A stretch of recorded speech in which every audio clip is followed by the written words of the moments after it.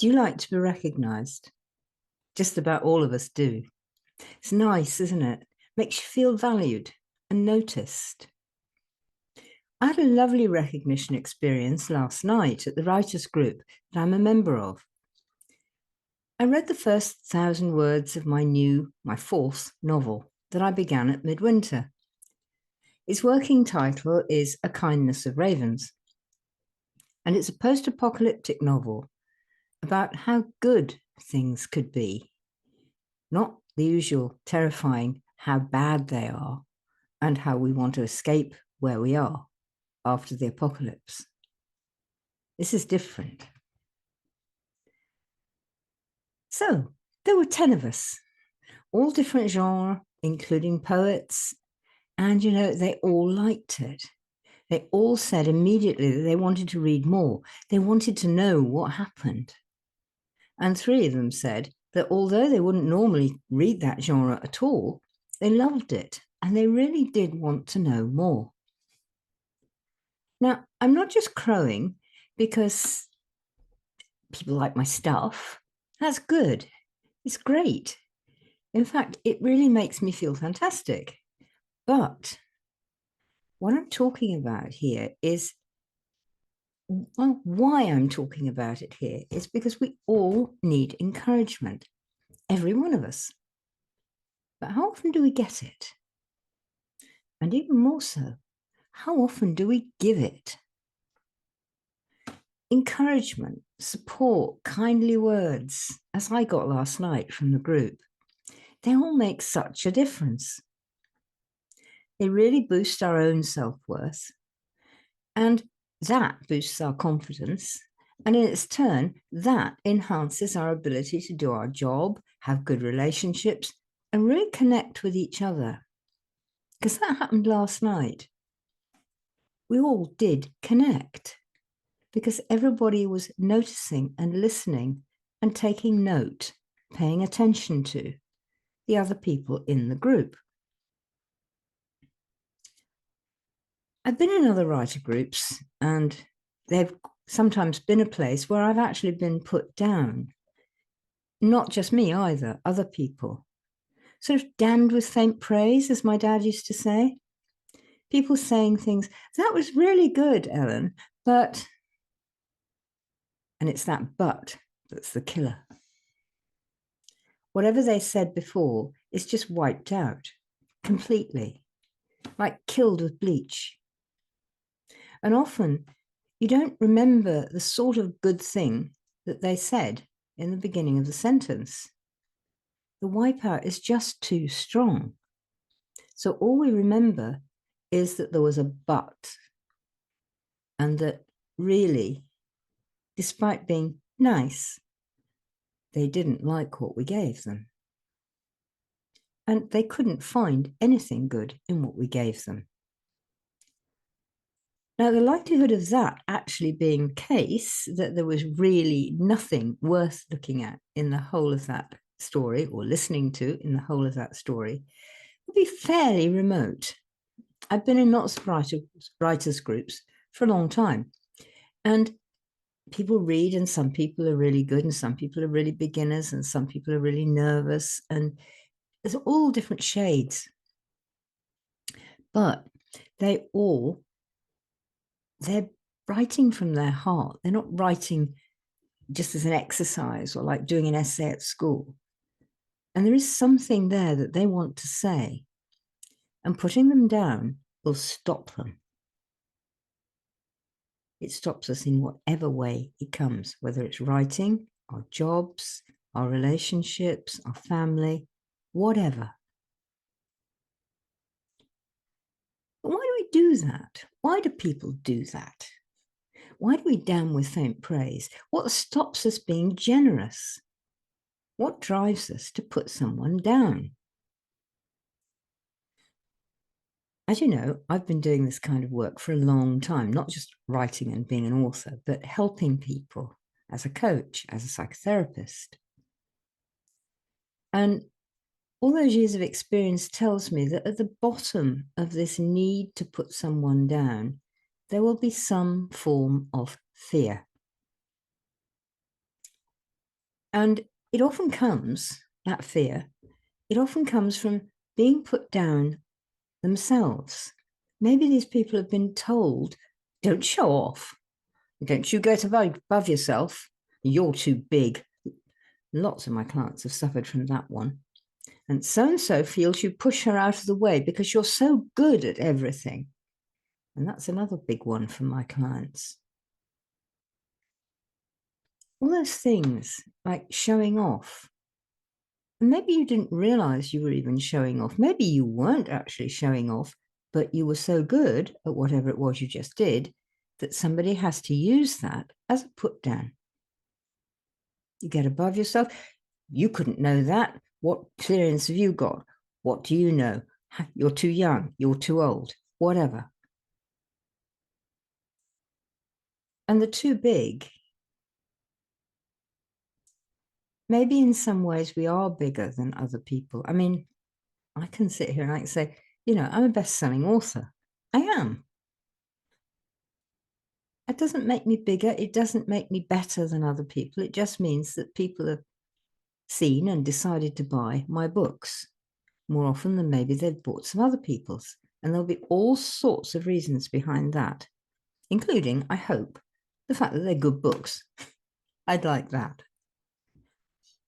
But there are all these reasons why people want to put other people down because they feel insecure. Sometimes it's envy. So they need to push themselves backwards. So with it too big, it'll make people afraid to be good at whatever they do, the people who are being put down. So they'll push themselves backwards in case they upset other people by being really good. And that push against them that they're feeling, that put down that they're feeling, it can come from envy. It's a horrible thing, envy, or jealousy, or bitterness, resentment, spite.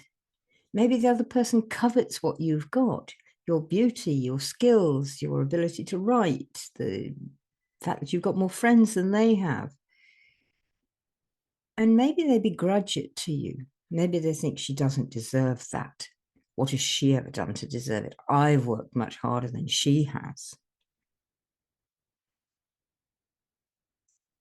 All of these things are things that come behind putting other people down.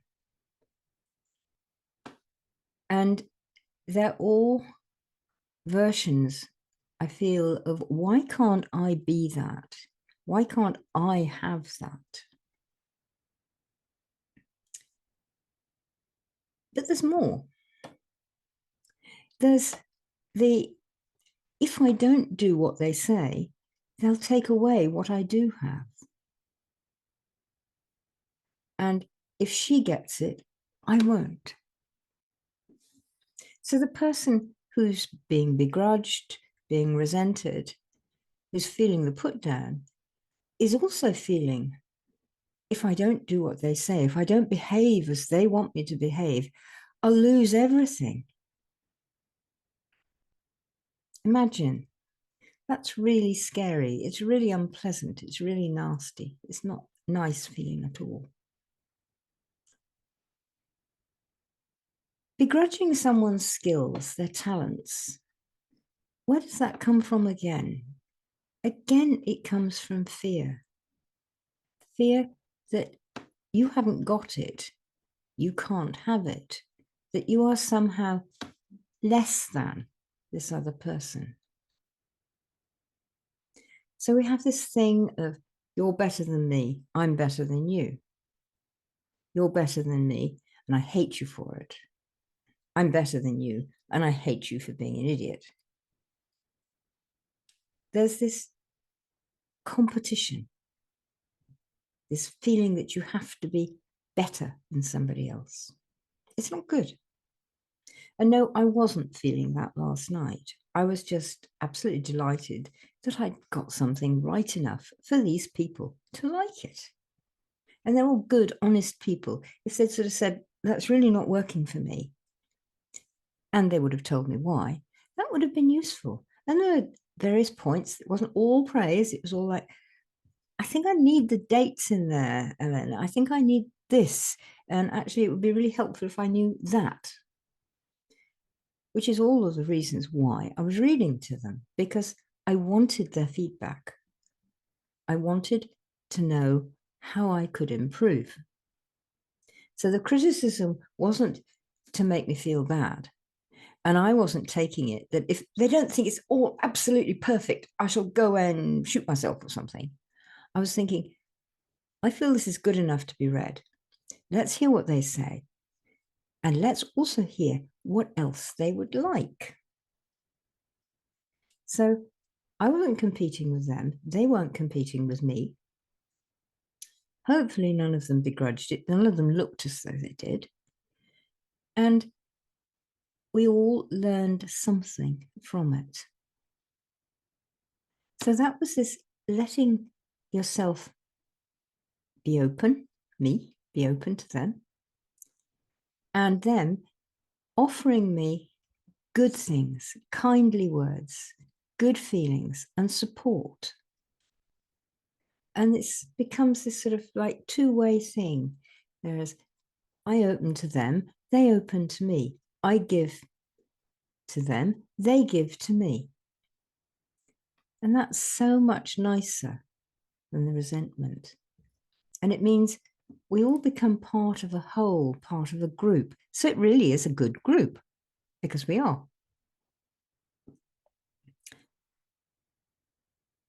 But this doesn't happen enough, not anything like enough, in my opinion.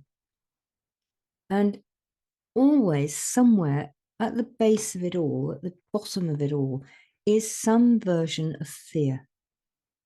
I've done 30 years of work more with people on this, and every time something goes wrong, there is a fear at the bottom of it.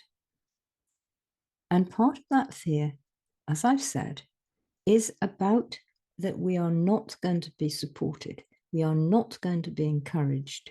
We are not going to be recognized, noticed, appreciated.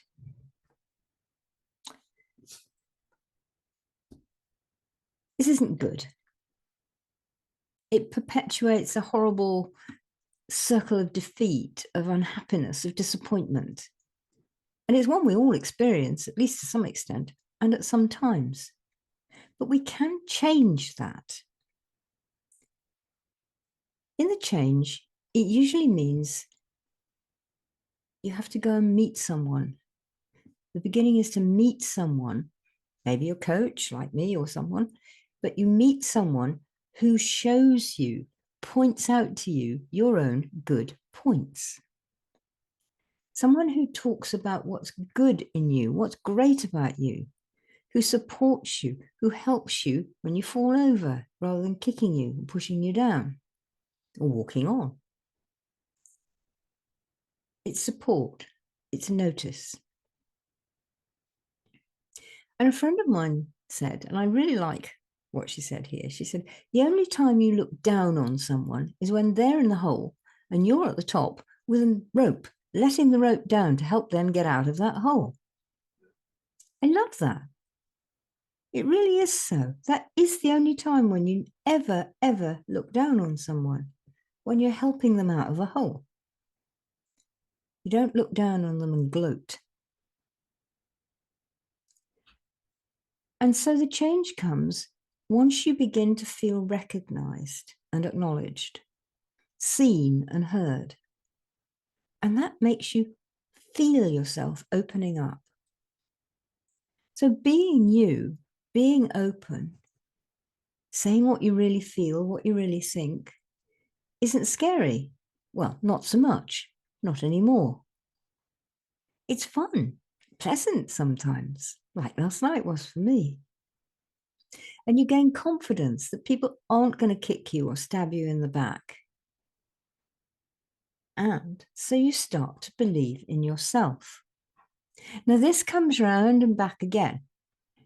This is good. This is part of the good circle that is going to happen.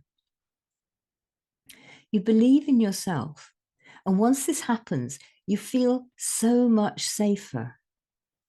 And it's so much easier to compliment others, to tell them how you like something they do, to encourage them, and to show them, this was really good. That really got me. I really like that. It was so wonderful when you did.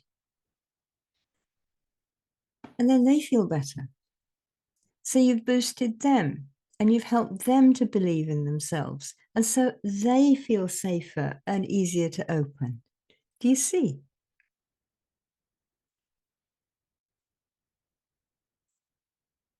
And as you do that, so it's safe for you to climb out of that continuous fight or flight mode where you have to be prepared to hit back or run away. We've all been there. And once you do that, you start to be able to give. You start to be generous. And it all grows out of that beginning where someone gifted you goodness. Someone gave you recognition. Someone saw you and heard you. You were noticed and people were encouraging you. So that's brilliant. Really helps. And you come out of your shell, out of your cupboard. You no longer need to hide. And it grows. So that sooner or later, you start to find you really have enough spare of this goodness inside you to really want to give it away. It feels good. You've got all that spare and you want to share it. You want to gift it back. And as you gift it back, it comes back. Because we, all of us, every single one of us, need to be seen and heard, noticed and recognized and acknowledged.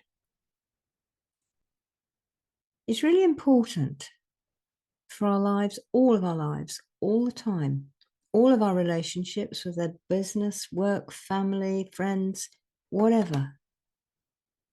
We all need to see each other and hear each other and give that noticing and that recognition back to each other. Well, if that rings bells for you and you'd like some help with it and someone to recognize you and talk to you and support you, sometimes with a bit of tough love and sometimes with some hard exercises to practice, but if you'd like that, book a call with me. Let's talk about you being recognized. Let's get you started walking this new path of safety and being safe and enjoying being you. Check out my website. Give me a call.